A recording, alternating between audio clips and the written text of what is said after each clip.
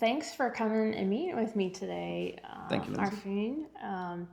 So we're here at the very hill where Mulberry came to fruition and the reason why Mulberry exists. So I wanted to invite you here today to answer some questions from the citizens within Mulberry of what are the hot topics, the expectations, curiosity about you, and what your plans would be for the success and productivity once you would become elected to the District 4 Commissioner seat. So before we get started with the questions, you want to just introduce yourself to everybody and what you're about and your history and Sure, because I'm getting a lot of curious questions all over in different channels every day these days. Sure. So I'm Arfin Chaudhry. I call Gwinnett home since 2020. But before that, I've been living in Georgia since 2003. Moved here with my whole family, my mom, dad, and sister back then. And now I have my wife, Dr. Maliha Munir, and I have a 2.5-year-old, Spriha. That's literally my lifeline. And I'm sitting here today because of my 2.5-year-old daughter.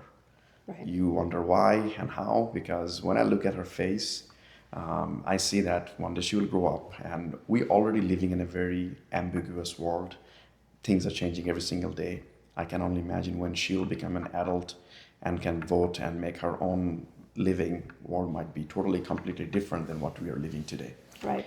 So I want to do something to keep some stuff sustainable for her when she become an adult and maybe her next generation.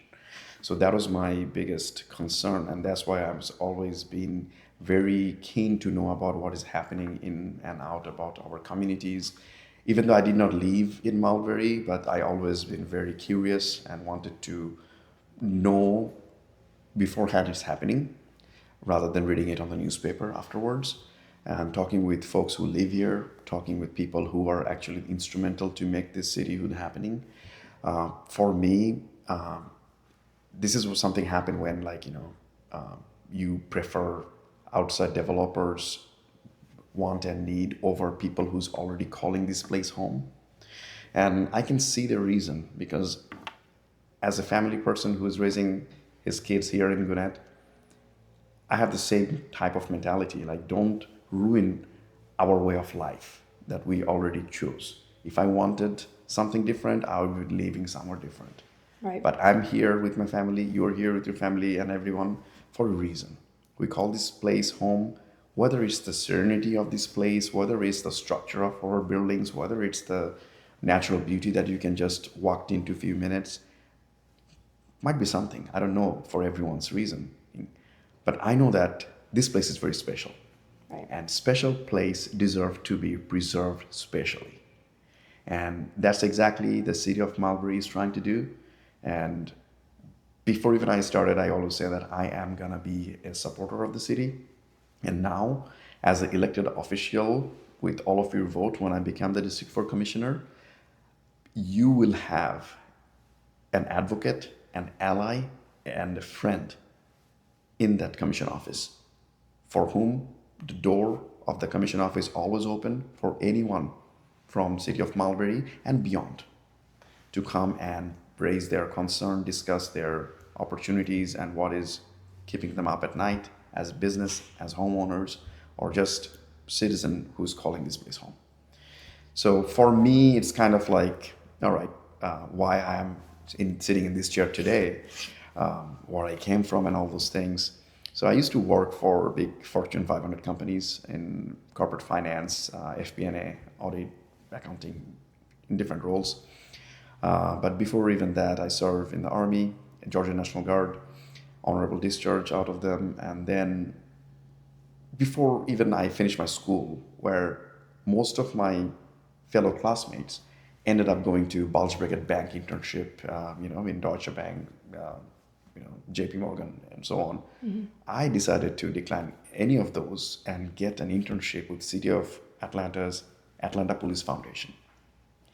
Of course, my family thought I am short-sighted, and many of my professor was wondering what was my plan with that was. But for me, it was like I was always very keen about technology and like what is upfront on the technology side. So that was like more than a decade and a half before, but prediction was a big thing back then too. Now we know it in form of AI. So I help Atlanta Police Foundation to develop a tool called PredPol, Predictive Policing. So where we bring different data sources from different criteria, like, okay, the weather data, which is public knowledge, then your crime report that published by different police department every single quarter, month, or so on, and different news and many other specific reportings, and bring them all together in this big database and create some pattern, causation, and crime, and see if it is, let's say, a kind of like a rainy, drizzly day, and there is a football game happening. You might gonna see in a particular neighborhood some car break-ins, or if it is a holiday season and people are out, you might gonna see more house break-in and stuff like that. And having that data for year over year over year with census data and everything, you can see that, okay, this is something could repeat again this year. So you don't have to wait as a police department to show up after you get the call from someone. You can actually be there during the time where the crime should have happened and stop it from even happening. Right. So that was kind of like the concept, and that became a product, and it now used by many police departments, including in some place in Georgia too.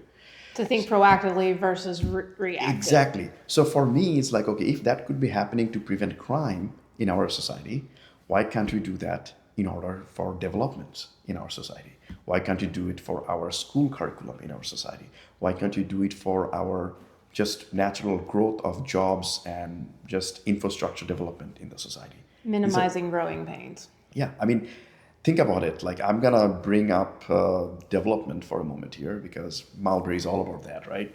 So when you think about development, you think about asphalts, you're thinking about cements and concretes and stuff. If you don't plan properly and start building your driveway, it's like maybe it'll go right here, and you pour all your concrete there. 2 days, 3 days later, then you decided, or you realize that was wrong, or that's not the right path, or that's not even enough for what you need. How difficult it is to get rid of all the concrete that you already poured and get from square one and do it again. Right. For that, I'm a big proponent of like using the data that you already have, just kind of the way of that predictive policing model, right? Know what is already happened and predict with the enough data sources what should happen, and obviously have your key stakeholders ideas in line, right? Okay, the homeowners, what they're saying, what they want to see, what they don't want to see. The local municipalities, what they want to see, what they don't want to see. The county, because they have to provide a lot of services, I understand. So what is their capacity? What is their pain point? What is their, what is hindering them to literally go to that, unified now 2045 plan? So if you bring all those stars in one line and then go for that development, I think that will help us thrive rather than having infightings or disagreements or arguments all over. Mm-hmm. So for me, it's like developers are our friend when they do it for our already existing residents, right benefits in mindset, rather than just like, I'm gonna build some home, get a payday on the closing, and never come back here. Right. So, and also other parties, like if they're doing a development, they have to have a skin in the game, and we can talk about that later. I know that'll be something. But for me, it's all about like, I'm just an ordinary guy, run a business out of Gwinnett, raising a family here in Gwinnett, work in corporate, used to be adjunct faculty at Gwinnett Tech, where I taught microbiology, because that is one of my background. And many of my students actually end up not only becoming professionals like physiotherapist, nurse practitioner. I have 2 students who actually get into medical school. And it gives me ample pleasure to know that my knowledge and time that I give back to the society is helping to fulfilling the deficit that we have after COVID time in the healthcare sector. Sure. And my wife, Dr. Maliha Munir, her specialty is oncology. And we together started a baby food company where we're gonna bring manufacturing here in Gwinnett. That's our vision, and create anywhere between 150 to 200 jobs, local, high-paying jobs here in the county. So we really care about this place called Gwinnett County as a whole. Like I have properties in Lawrenceville where I used to live before. Now I moved to Beaufort. I live in Beaufort right now. We are renting because we could not find the right place for our family where we want to retire, where we want to grow old and hopefully die out of. Yeah. So people are raising questions and asking me, Arfin, like where you actually live? Like you don't own a home here. Why you gonna do anything? I was like, yeah, because I respect this place. And that is very attractive to me, the way people live here.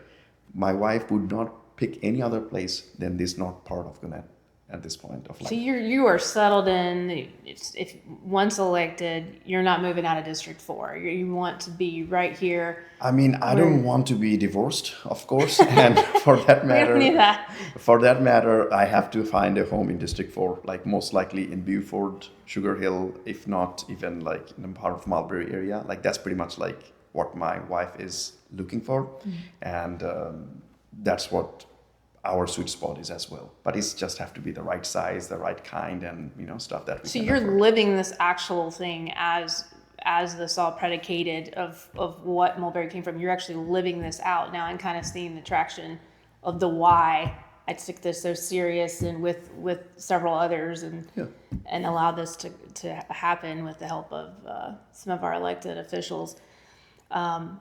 So with that, do you want to just dive on into the questions and let you answer and let our members actually hear it from you? Sure, and no like, censorship? You mentioned about the elected officials, and I just want to mention that one part really quickly because I have a lot of friends, both sides of the aisle in State House and State Senate. Sure. Partly because of my work in Fortune 100 companies, partly because of my involvement with the local community, and partly because of my alliance with the Leadership Gwinnett class. I was actually the graduate of class 2024. So going through that process taught me that when you're talking about local politics, it's not a D or R. It's not Republican, Democrat. It's all about for the people. Right. Like democracy at its best for the people.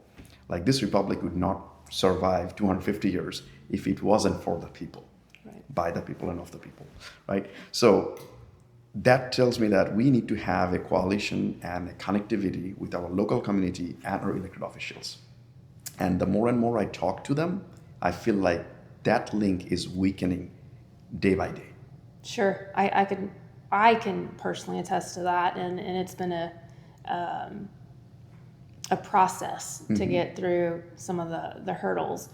But that's where also, for me, it was important for the District 4 seat to be a team player. This shouldn't be about the aisle. This should be about what is in the best interest of the investment and the families in the future of District 4. Absolutely. And so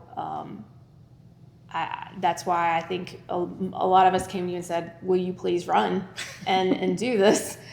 So then there is a partnership there with the other fellow commissioners that I feel like is a gap currently, that there's contention versus just peace and everybody doing something productive and loving it, and that I think that comes across to the citizens pretty quickly, whether Lindsay, things are on the up and up or not. Right? To be honest, I'll tell you, Lindsay, like just you can think about your own personal life or work or whatever. If you constantly whining about your coworkers, right, like always complaining what they're doing or like not being a good team players, you're gonna be cut out of your group project by no time. Right. You're not gonna be respected if you don't respect others. So respect is a two-way street. I get a lot of respect from our elected officials because I respect them, their capabilities, what they bring to the table, and it's vice versa. You cannot not do that and expect it from all over to come to you. Right. That's not how it works in real world. So when things would get, let's just say hypothetically in the future, once you're elected, and yes, I'm going to go there and say that, obviously there is going to be contentious times where you guys aren't always going to agree. You guys are, I think that's normal through the process, but how do you intend on hitting that head on out of the gate versus what we currently have in office at the moment? I would say that the way I handle all my business throughout my career in corporate world, like you always have oppositions, you always have different school of thoughts and different beliefs, and they have their reasons and we have ours. But ultimately, for me, it's like if I already say what you're saying is completely wrong or you don't know anything you're talking about, if I kind of like dismiss people at the beginning, they're gonna shut off and they're not gonna bring the idea or the concern, the pain point they have. So for me, it's like, okay, I want to listen. I want to know what you're talking about and then see and give it to the right scoring based on the merit, based on the data. Because we all have biases, Correct. believe it or not. We all have biases, and if you already see that from that perspective, it might gonna look different. So for that matter, you have to see stuff with a totally perspective of independence viewpoint, and then you might gonna find something good from the other side of the aisle. You might gonna find something really bad from your side of the aisle. And you have to have that backbone to say, what you're saying is completely devastating for our people, no. And what maybe the other side is saying, we can modify it and bring it for our favor. So for me, it's all about like, be respectful throughout the process. And if I disagree with something, I'll be the man and say, hey man, look, what you're saying, or ma'am, what you're saying, I understand, I see where you're coming from, but these are the concerns I have. For example, I will tell you about the budget, because I'm pretty sure that's gonna be a big disagreement with me and the rest of the commissioners already. I'm always being the kind of guy who just like, don't say that I don't like it. I will tell you 5 key points why I don't like it, and 10 alternatives what you can pick from me so that we can both live with it. I'm married, you're married, you know how that works. Yes, compromise. Exactly. So if we don't do that, we're always going to fight, and these fights are expensive. Any fight, whether it's like within the commission, outside of the commission, is expensive. It involves legal expenses, it involves clerical expenses, and those are taxpayer dollars. Should be used somewhere where it's needed, Right. rather than those kind of things. It's all, to me, it's about being a steward of the money of someone else for the investment in that community. Absolutely. And I can confirm from the research that I do and the documents that I go back and obtain, some of that was not done in this last term. And that's really important to me to make sure when we were vetting who we were going to ask to come and run for the seat, that was a priority, you know, to be a good steward of what that looks like. I mean, I was really shocked to see this thing firsthand on social media. I had no idea that, you know, this kind of mismanagement of people's entrusted taxpayer funds could have been. I mean, personally speaking, when I'm spending my own money, I'm very careful because I know my wife can ask for the receipt one day. And these are the taxpayers. Like, they have every single right and reason to ask for the receipts. So I know you and I've kind of already talked through that. Some of that is, once elected, what does that look like for the Lindsay Pauls of the world who do a lot of research and, you know, enjoy looking at the documents, right? Yeah. So what would be different after you? So right now, of course, I'm running a website for our campaign. Sure. I'm not going to shut that down. That's my plan, to keep that website up. So of course you have county resources and everything, but I want also to have a channel for everyone to communicate to me, personal level, even when I'm in the office. And that platform I'm also going to use for transparency. So any PCARD expenses, any like renovation expense for the new commissioner that you know happens, and any other discretionary fund that was come to our office in District 4, if I spend a single penny with the receipts and reason and the business purpose, I'm going to publish that probably within 24 to 48 hours on that site. So you don't have to go through FOIA or you don't have to go through open records. You can just go to chaudhryforgeorgia.com and see, okay, where Irfin spent District 4 money. Let me find out. And I am kind of concerned that you might gonna see a lot of Chick-fil-A receipt up there. Good. I like it. Well, you want to answer some questions from the Yeah, community? let's go Okay. for it. So I just want to go through each one of them because I can't stand when we host a town hall or or if we host a Q&A session, and then there's always the comment section where people get a little loud and they're like, oh, these were censored or moderated, is they love to say. So let's just get started with who replied first. That is one of my right-hand folks that helped out during this from the beginning, Mr. Brian Lappert. He says, my main question for you would be, how did you feel about Mulberry and the ongoing litigation from the county against it? It would be interesting to see what your battle plan is. And he follows that with, is he willing to advocate for improvements with the state and feds on traffic remediation on the Highway 85 corridor and surrounding state route surface streets? It doesn't need to take 10 to 20 years to implement. It needs to be done yesterday. Will he fight to have SPLOST funds already allocated to projects within our city actually spent on them instead of being routed elsewhere, i.e. finish Duncan Creek Park, the youth athletic fields? As you know, I've kind of explained some of that in the background, and you've already seen some of that. So what would be your response to Brian with some of those bullet points? First of all, thank you, Ryan, for these questions. Those are very vital for this community. And I will start with the very first one about like the ongoing legal struggle with the county and the city of Mulberry.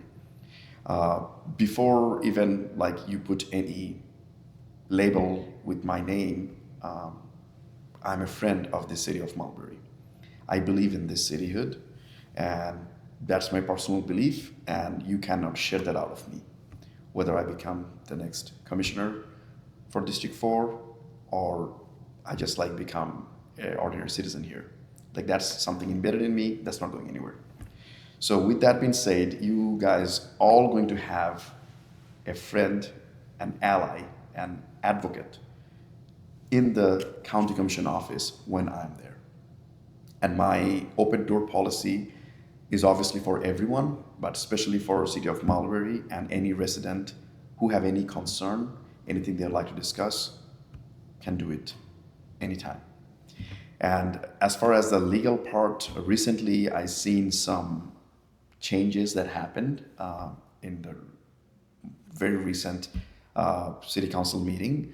So the whole, if you think about a house, it's like sitting on some foundation. So on the county side, they have a foundation of fighting this battle. And on the city side, they have a very strong foundation to fight this battle. But if you take some of those main stud out of that foundation, then that house, whether you're defending it or you are on the other side, doesn't hold any longer, legally speaking, right? I'm not doing it as a lawyer or anything, don't take it like that, but just as an ordinary citizen who's observing everything. So if somebody is accusing you of something, saying that this is unconstitutional because of this, and that this part is no longer existed, then there is no legal battle, in my opinion. I'm not a lawyer, but I have a lot of friends who are lawyers and they think the same. That if you remove the cause that gets you into that, then there should not be any more legal battle. So my, approach would be finish and end once and for all this very expensive litigation, expensive for the city, expensive for the county, and just accept that, okay, this city is to exist. This city have a right to exist, and it's been voted by its people. So you're always gonna have rivalries with the nearby cities, like we have with the high schools in the local neighborhoods, right? That's gonna be healthy, that's gonna be good for the residents.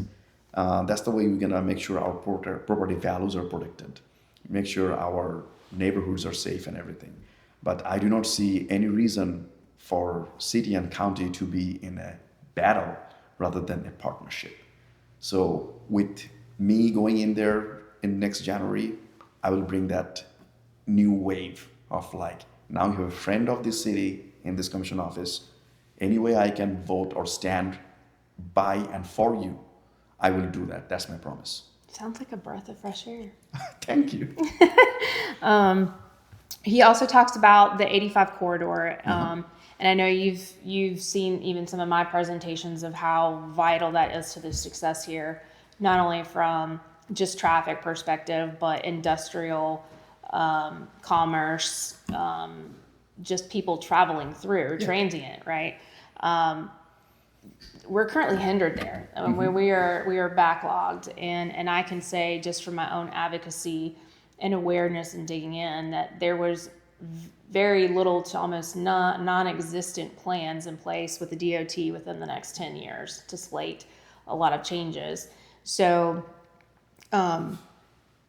with the 2040 and the 2040 unified plan that you mentioned that's already in place for the county, none of the changes, what was already zoned here and what was planned for this area didn't change with that study at all. And so we still are dealing with agricultural roads because this was only supposed to be suburban estate living, not mixed use development, and a lot of that. So it was supposed to remain with large acreage. You know, yes, there was going to be development and it's expanded and I'm thankful that the county's thriving to where we are moving out further and people want to come and be here. But again, that's how has it been done responsibly? And yes, we're at a crossroads of the plans that weren't put in place or didn't get executed for whatever reason. Now is the time to change that and say, okay, where does the pavement meet the road, literally? How do we access the things we need? Because there comes a point where you shut down the public to where you don't want to live here if you can't make it to where it's feasible for people to live and feel confident as can I get there on time? Can I have access to my children? Can I make the logistics of day-to-day work from job to soccer practice to, what does that look like? So with that said, how would you, knowing that there's nothing currently slated, what would be your plan or once you hit the ground running, what would you change there with what we currently have? Literally kind of like the way I'm drive and you drive, like your vehicle. You have a plan to take it to oil change every 5,000 miles. But you hit a curve or a nail, now you have a flat tire. Can you go anywhere even though it says you are good to go for another 5,000 miles before you go for next oil change? No, that is an emergency. Right? Then you call roadside assistance, whomever, or you just like go and change your tire immediately. You tackle that first before anything else. Your entire day stop, right? Right. This is something like that. For our community, this is exactly like that.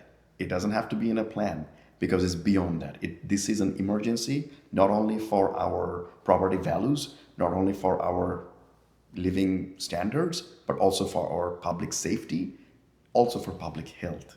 So if you consider all of those and also the economic opportunities, because this is an unburdened tax on all of us. Because on average, if I talk to someone who have to go 20 miles out from here for work, back and forth to that 20 miles commute, maybe they're spending an hour each way extra a day. So if you're spending 2 hours a day out of your 24, you work 30 days and then 360, how many hours you are wasting just being in the traffic in your vehicle that could be productive at your work, at your business, or if nothing, you can play some golf or spend time with your family, read a book.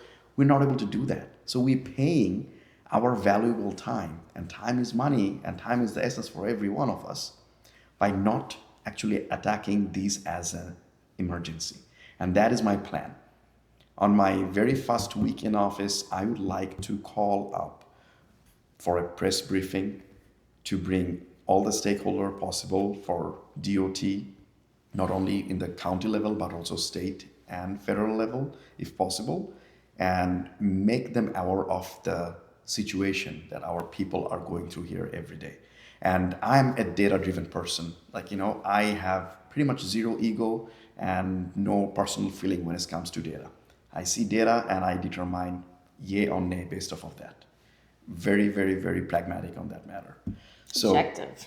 So yeah, for that matter, I already been seeing all these accident reports. I've been seeing fatalities in these roads. I've been seeing people on social media and else complaining that, their life would be different. Or on the other hand, our businesses not getting deliveries on time, not being able to be competitive in other counties and other state. So why somebody would live, as you mentioned here, when you know you're gonna waste your time, you're gonna be behind everything else versus you go somewhere else.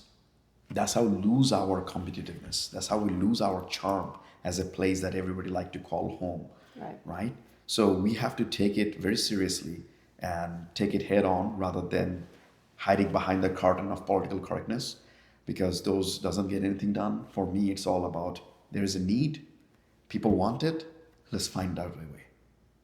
So with that, you could double down with, he says, will he fight to have the SPLOST funds already allocated to projects within our city? I know that goes hand in hand too. SPLOST is used for multiple things, and I know you're probably a lot more fluent in what that looks like from your Gwinnett leadership class in more in detail in the weeds even than my research. So what would be your thoughts there? That would be that, I would say that if you think about painting this place, you cannot just use one paintbrush to paint everything. It's going to be a mess. You need broader brush, you need finer, mid-size, different kind of brush to get this job done. Gwinnett is very big and diverse, not only with the population, but also its need, its geography, its current want and need from the resident. So whatever is relevant and needed right now in Snellville might be completely different here in Mulberry area. And in reality and all practical purpose, that is the case.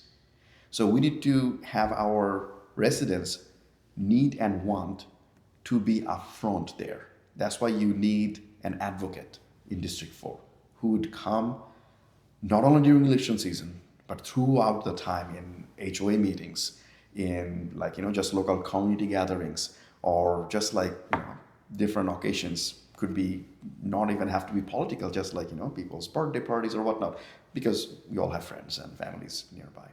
So just to know and hear what is people are talking about, what is the buzzword right now, and take that to you in the commission office and say, hey, you know what?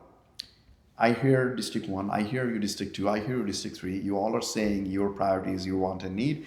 We have a different need and want, and these are our need and want. We want maybe a new park, as mentioned on that comment. Why it's not happening?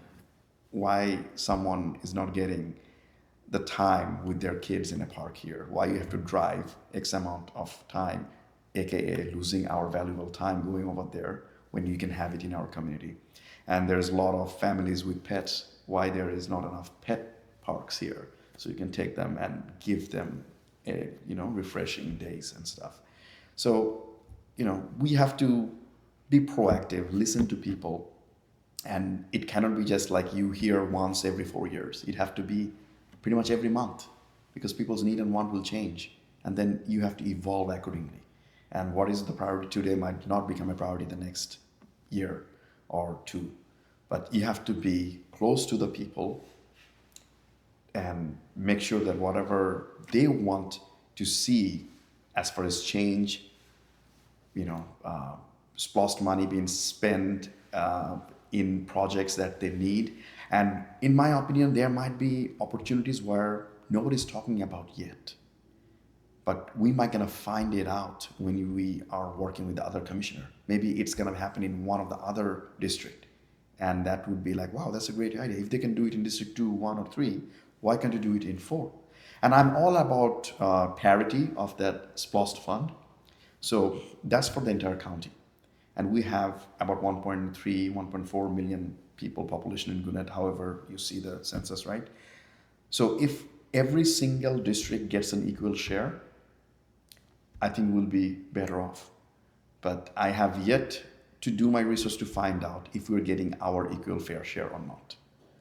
If not, then that gonna become a priority to make sure that we are getting the right and just amount of funding from the SPLOST fund allocated to our district to different projects that could be funded through that. Because there's some stipulation where and when you can use those funds, right? So we have to make sure that we abide by that regulations. but we need to have the money. And I really don't like to see it the way that, okay, somebody is very proactive to say we want more, so they get more money, and we just feel like we did enough within ourselves as a community. We are self-sufficient and missing out on the same fund that could be used for even making our community even more thriving. So that's how I see it. I agree. I just feel like we haven't had the person in that seat to go and fight with, or have the rapport, first off, and then two, to double down on the fact that the grassroots effort there of, hey, the data that will support. Mm-hmm. I don't deny that the current sitting commissioner for District 4 doesn't know that this exists. I think that would be the wrong assumption of the elephant in the room. However, I don't feel like there's someone that's been in there to show the data, one, to even understand it, gather it, dissect it, digest it. Then how are we going to present it? And then how is it going to be received by the other commissioners? So there's an understanding, right? Because you always change the perspective of something if you give somebody the why. Is the way that I always run how my decisions that I've utilized with this, and I think that's why part of some of this is successful, is Mickey Mousing it, not in a disrespectful way, but everybody's grinding out life, right? Yeah. Everybody's spending that extra 2 hours in the car you're talking about. Not everybody has the time to go to commit to look at the rezonings on the website, right? Or one, it's just not an interest, or two, life's too busy. So what does that look like? And I think for you, from everything of talking as we've gone through this process, is that you really want to apply the objective data to this to say, does this make sense? Exactly. And if I don't agree with anything, I will always going to give them the why I don't agree, why I don't like, and my alternatives. And I used the example of budget before, like, if there's a budget proposed for the county, and most likely I'm not going to like everything they have to offer there, but I will have my own version of the budget. That's not been happening in the past years. Not that I know of. Do you know if there's an alternative budget on the Republican side, or like any commissioner bring an alternative who voted no for a budget? No, all I ever see is the business meeting where it's discussed in advance, where the presentations are given. I've attended those. Yep. And I watch how that's done by the department when they're asking for the needs each year and giving that delivery. And then it goes into business executive session, and then the public's out. And then it voted, and that XYZ voted yay or nay. But for me, it's like, those are all like those department, they will come. Like, I watched all those videos that is actually archived in the county for last few years. And one thing kills me and bothers me the most is, like, we have commissioner who voted no for a particular budget, but don't give any alternative. Like, a county cannot operate without a budget, of size of Gwinnett. It's still going to happen regardless. We need to have a budget. So I think we'll get more respect and credibility as a sitting commissioner. If, when I'm the sitting commissioner, I will be like, if I don't like this budget, these are the exact part or expenditure or proposal I object, and this is my alternative solution. So I don't like you spending money here, I want you to spend the money there. I don't like you to spend money this way, I want you to spend the money that way. Or I don't like you prioritizing just XYZ, how about A, B, and C? So I will give them an alternative, and then they will have an opportunity to digest that, discuss that, and hopefully accept some of them. And that is the way the county government should work. It's not about everybody say yeah or everybody should say nay. Right. It's like, if you're saying nay, give me the reason why. And that's all I'm asking for, and that's all I've ever asked for throughout this process is let's get the big things that need to be addressed in front, and then once it's heard, let's come up with just a plan, right? And that's. And one example I'll give you, because I am keep looking for that in the county budgets up to this year, and I didn't see it. Is like, there's something is non-negotiable. Like, nobody would like to even, like, if you do that, like, we have to discuss it one-on-one. is like public safety. Like your budget for public safety, the amount it should go for our police, our jail, our sheriff department, and stuff like that. Those are non-negotiable, right? We need to make sure that those departments are funded properly. You know, unequivocally, I will tell you that I am a very, very, very strong supporter of our fast responders, you know, man in the blue and everything. But they're right there, saving us, protecting us, you know, serving us. But there is a other part where we need more security now. Like everyone I talk to these days are concerned is the security not only in the physical world but in the cyber world. And I feel like our county needs to step up on that game because we are a growing population. Like we have a lot of folks who are like 70 years and older, baby boomers, like who are not equipped to battle with these AI generational attack Sure. and scams and everything. So we need to have public safety also keeping in mind of like our most vulnerable, like our elderlies, our disabled, our teens and like, you know, underage kids. How are we keeping them safe here in Gwinnett? And I want to see a line item on the budget for cybersecurity in Gwinnett. And if there is none coming in next year when I'm in the office, I will propose one with thorough breakdown on how that could be utilized properly. I think that's smart, and that's something that hasn't even crossed my radar. So I like hearing that because I do think that's important. Had a couple comments of everybody enjoying getting to know you through this process. There's also a question from Mr. Brian Gillespie. He has I think a little bit of a personal situation currently going on in the county. Mm-hmm. Where he is in some litigation, it appears, or some criminal stuff, and wanted to see if you would support him in his lawsuit against the county for a clear violation of his rights. And then he also was a first responder, and I think it spilled over there for some planting of trees in his yard. So with that scenario, I don't want to get into his personal stuff. Mm-hmm. for all purposes intended, but how would you treat a situation like that that's a little bit more personal? Yeah. In regards to the interactions with the county or decisions that were made? Like the way I would preface that is, would you be approachable and then offer, you know, guidance or for his success of whether things needed to move forward or if the stance is currently correct? Sure. First of all, Mr. Gillespie, I'm very thankful for your service to our community as a first responder here in Gwinnett when you served here. I understand, you know, having a lot of friends and neighbors who are first responders, like firefighters, work in different police department, sheriff department. I know what it takes. I know the extra burden, the like job hazard you all have to go through every single day. You know, it's a lot of on your mental health, it's a lot of on your physical health, shift and everything that you have to manage.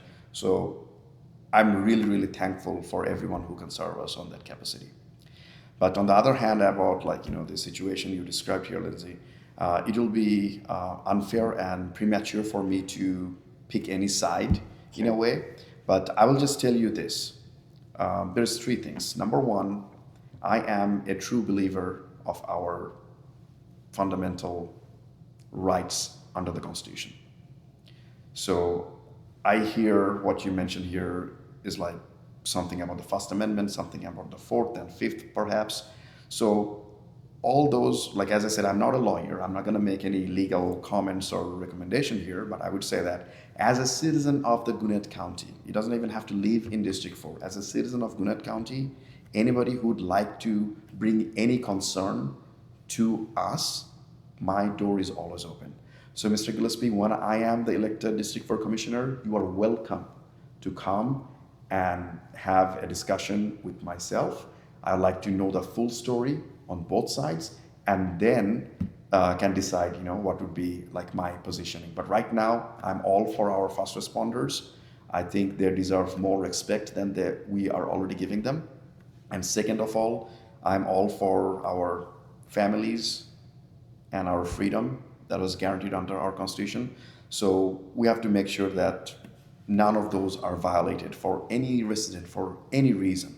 Sure. And if that happened, no matter when and where, I would be the first very vocal person to have a loudspeaker and yell at everyone, because I do not believe in kind of, people's personal rights being infringed.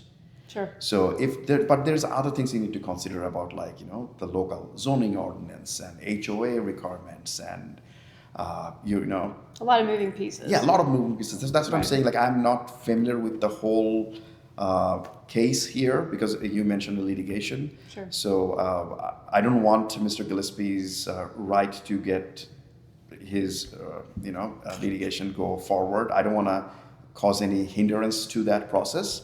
So I would like to be neutral at this point, but my doors and phone will be always open to hear. That I can guarantee. And that is more comforting to me than there's still going to be hard conversations regardless. Hypothetical. That's what the role is intended for, is to make those decisions in times that things are a little bit more strife, if you will, right? Mm-hmm. So it's good to me to hear that you would be willing to at least hear those, because I think some of that's already been an obstacle Mm-hmm. that's where some of the current obstacles lie. And I would just add on that part is, like, sometimes as a public official or elected person, you might have some barrier restriction, which I understand talking to many of my friends who are elected officials, that, oh, we cannot comment or we cannot do X, Y, Z. I was like, you cannot do that as a senator, you cannot do it as a representative, you cannot do that as whatever, fill in the gaps. You can do that as a friend. You can do that as a neighbor. Right. You can do that as an ordinary citizen. And if needed, I will take my time off. I will take my badge and pin off from my chest as I'm a county representative. I'll be just Arfin Chaudhary, your neighbor, and listen to you what you have to say. Mm-hmm. And then if needed, I'll be your advocate to just magnify your voice. I support it. I like it. Thank you. The last question I think we have is from the Gwinnett Animal Advocacy Alliance. Mm-hmm. I know this has been a hot button, is the animal control welfare type situation within the county. They're often at capacity. Some would deem it a high kill shelter. There is some discrepancy as to how it's received, perception and FOIAs. I do know that this group is very vocal as far as running down and advocating on behalf of the pets. And so they said, we would love to meet with Mr. Chowdhury to understand his stance on improving animal welfare in Gwinnett County. This is an area that is often overlooked as a topic during these elections. This year, we will be sending out surveys to all candidates and we'll be publicly sharing those results. So have you received their survey yet? Not yet. Not yet. I checked my email right before this conversation. I haven't received anything. But I'm looking forward to that survey so I can give my unbiased opinion and learn more about the concern that advocacy groups currently going through. And just to add on to that, Lindsay, I would say that the animal situation that you mentioned is not about just the shelter, or it's not about just about protecting the animal from cruelty. I see that more of like a public health, public safety, and also kind of like, showing who we are as a community type of deal. Because the way we are treating our animal shows people how we are as a family, as a community. Mm-hmm. So whether it's dignified or not, whether it's like, hey, now we have a lot of scarcity about rabies and other things, that's also part of these. So we need to make sure that our county officials are aware of the situation. It's not about collecting stray dogs and put them in the shelter. It's all about like making people and public aware about what they should look for, what they should not do in case of a situation they encounter any of the animal, whether it's domesticated or feral. As I mentioned, like public health issues, as I mentioned about public safety issues. On top of that, it's also become kind of like, okay, how you are going to allocate the county's funding for that. Mm-hmm. And sometimes I'm a big proponent of like partnership between nonprofit for-profit and county together, because the nearest shelter that I can think of might be in Lawrenceville, which is quite a far drive from here. And some people might say we need a shelter here in the north part of Gwinnett. County, I don't know if they have the resource or any plan to do that here as of now, but it's not holding any of these other nonprofit organizations who's actually working with animal welfare to have an operation set up here for our neighbors and residents here in Mulberry and nearby areas, right? And you might gonna say that, okay, it takes some startup cost for an organization to come and set up a shop here or get a place, or just doing anything like that costs money. And where the funding will come, there's not much enough discretionary fund to do all of it. So we can all talk the talk, walk the walk, but I literally put where my mouth is, where my money is. So some of you might have seen on social media, and it was also picked up by local newspapers, that I made a pledge to donate 25% of my commission salary when I'm elected to local nonprofits or nonprofits who's willing to work here in District 4. That could be one of them. Right. So it could be an animal welfare organization who could get 25% of my salary to start up an operation here in Mulberry area, and that could be a start. And I am taking that initiative, and I hope it become like a challenge to rest of the other elected officials, and they will continue, and then it'll also become a ripple effect with the resident. They're like, okay, if it started, now we're gonna keep it continue. Right. Or just a willingness. I'm thinking like that's the thing lacking the most at this point, to help different cause. And to be honest, I'm not going to make any commitment as of now, because I haven't seen the full picture, but I'll definitely welcome every single one of you with different advocacy groups, especially the animal welfare group, to learn more, what is your concern, how the county officials can help you all, and how it could benefit our resident. And then maybe it become a very, very well accepted concept throughout the county. So that's what I look for. And for me, as I've been seeing throughout this campaign trail, because I'm talking less and listening more. Right. And sometimes that's just open your vision and eyes, and just I never thought about that moment. Right. I'm having a lot of them.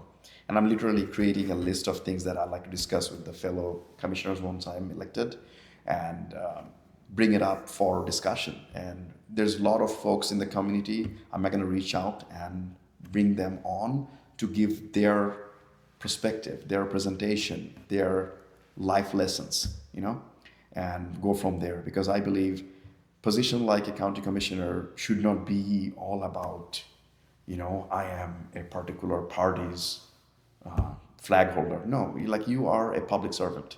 Right. You are here to serve the public, and you cannot be have a very big ego which get bruised by any time somebody say you sucks, because you should not be in that arena at that point if that's the case. So for me, it's okay, I have a pretty tough skin on my back.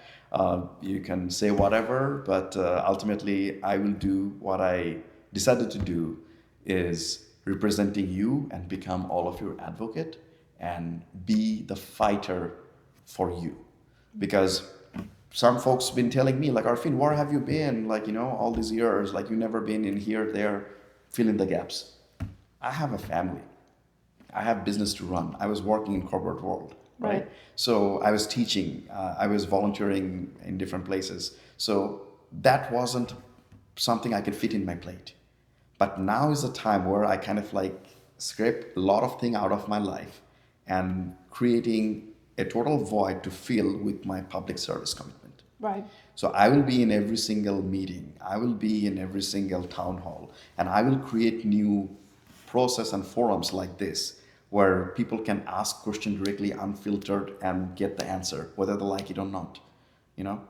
How do they get a hold of you? If they wanted to do a survey, like she mentioned, what is the best way for those groups to submit their surveys for you so they can hear directly from you? Yeah, right now, before the election is over and I'm an elected official, it's gonna be my campaign email address. Okay. It's literally info@chaudhuri4ga.com. So you can fill in any survey there, and I'll make sure to answer them personally myself. And the other commitment I have is like a 24-hour commitment. So when I'm the elected commissioner in District 4, any resident, citizen, anybody who's calling my office, I want to respond to that phone call. And if I'm not in the office, whether if I'm in a meeting or I'm not there available, if they left a voicemail or if they reach out to me via email or a text message, my promise is 24 hours, unless I am sick or tendering family issues or whatnot. Sure. 24 hours response from me, because I believe as elected official, you get to know what is concerning your citizen and your people. And if it is just my secretary or somebody of my team, that's not cutting it in my opinion, because they cannot make a decision as a commissioner. Right. So for me, it's like I have to make that commitment so that I can listen to their concern and take it to the right place. And what I will do, Lindsay, I'm very glad that you asked what is my plan for that, how people can get hold of me. Obviously, my parts, like currently the campaign website I'm running is gonna continue, become a public service website where people can reach out to us, fill out a form, telling us about their concern. And I'm also going to develop an app for District 4, and hopefully they will roll that out for entire county, where you see a dead deer on the road and you don't know whom to call. You take a picture, upload that, come to that app, and then we'll route that to the appropriate authority, whoever need to go and tender that. You see a stray dog, you don't know whom to call. Take a picture or send us a comment. We'll make sure that you see dripping fire hydrant, you don't know whom to call. Send this over there, and it's going to be one place, and then we're going to find the right authority to address that in real time. So that is my goal in first 1 year, to develop that app where people can have not only access to their elected commissioners, but also finding resources in real time. The county has something already similar to that, but I will say from an application standpoint, it's a little bit more difficult to navigate, because you got to know where to go. You got to know, like if there's something more simplistic, someone's going to take more, it'd be more of an easier step than. So that's where I'm going to make that stopgap in a way. I know that county already have that thing, so it might going to take a staffer or someone with enough knowledge about the whole county operation to route them to the appropriate channel. But if you're an ordinary citizen here in Gwinnett, you might know any of that. Right? So that's the burden I'm to take away from you. So it's going to be a District 4 app, but accessible to everyone in Gwinnett.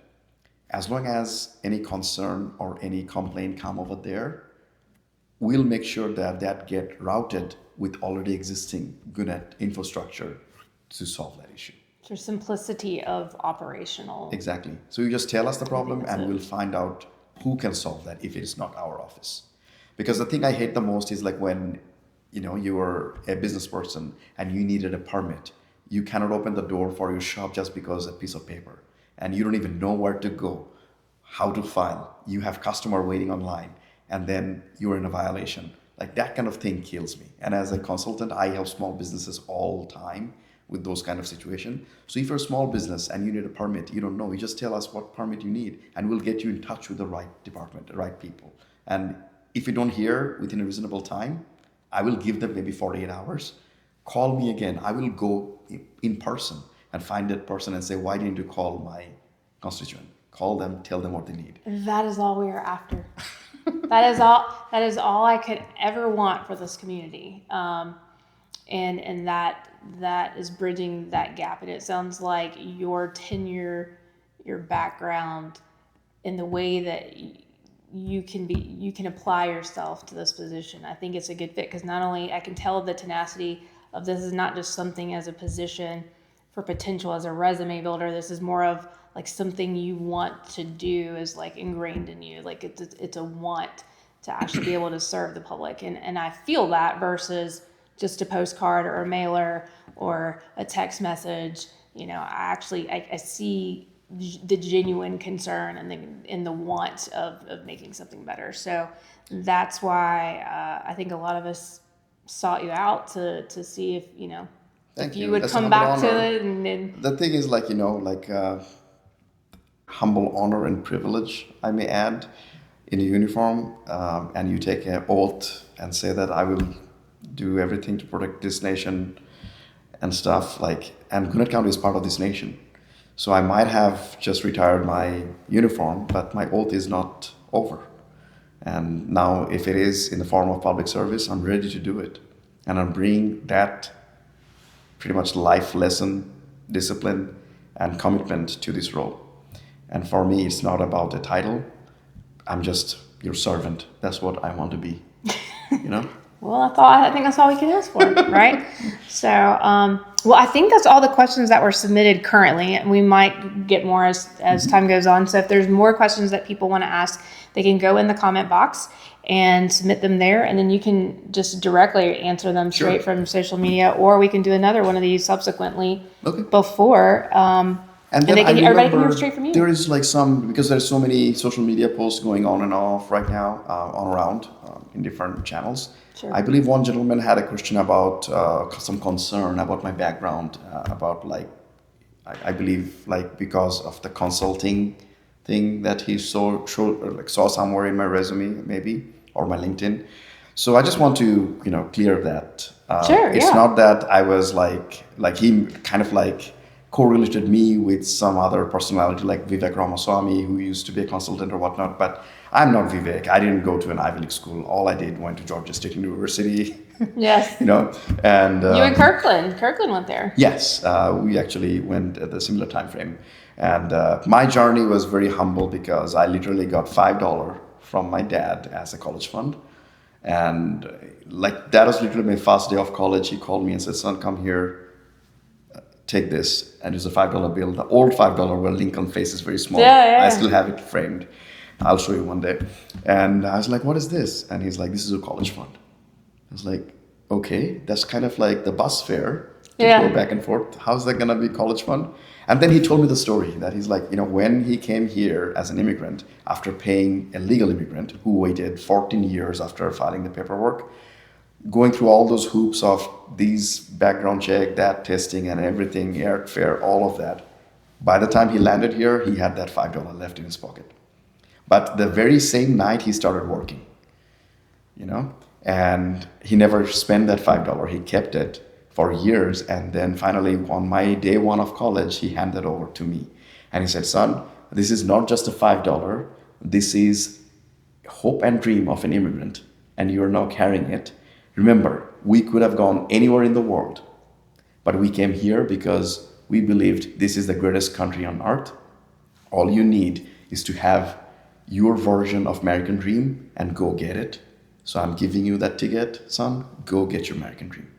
So that was like my journey beginning. And like I never spent that money, and I was like, okay, that is very profound what my dad said. And now everything I see going around, like, locally, nationally, internationally, I feel like if I have to restart and relive that American dream, might not be possible with everything going on, with all these divisions and all these things that kind of like tearing us apart as a community, family, society. Sure. So my goal is to kind of like make sure that everyone's American dream can become the reality, whether it is keeping the sanity of your neighborhood without reckless development. I'm gonna fight for that American dream. Whether it is like making sure that you don't spend hours in the traffic because you have a dream to have a very scenic view of your locality, I will fight for that dream. Or whether it is, I just want to live in peace, don't want to be bothered with anything, I'll make sure I'll fight for your version of American dream, because that is embedded in me, and I will always gonna fight for everyone else's dream as well. I love it. Well, so advanced voting is already started. Yep. So let's talk about that for a second. So people can go ahead and vote for you now. Yes. Your name is the first on the ballot. On that race, yes, it is. Yes, for District 4. And people should not even look any further, because you get in my opinion, in my humble opinion, the best candidate on the very top of the ballot. Why even read further? Just like click there and cast your ballot. I honestly, I challenge that. I'd say go do the work, go look, and I think it's a clear, humbling moment of reckoning to say we don't have many W's to put on the board for District 4 for the last term, and now it's time to see that change. So, And as I said, I see it properly almost like a business project in a way for many people who have spent their time in the corporate world. We have someone there, like nothing personal, nothing against them, just, I'm telling you, we trusted them with our vote, and we did not feel throughout the term, and we still don't feel represented. yes, I think that captures it perfectly. And Perfectly. that particular seat is not someone can hold just because. This is a trust of people and public's vote. And ultimately, you all, the people, the voters here, are the main boss. You know, you decide who's gonna be in that seat. So I am personally not satisfied with the performance. I will give it F for what you have seen so far. And if you're not satisfied, what you have to lose? Give me a chance. Let me do what I'm promising to you, what I have vision for this district and the county. And if you do not like, I promise you, if I get enough feedback that you're not satisfied with my performance, I don't want it to be 4 years later. I want periodic evaluation every quarter.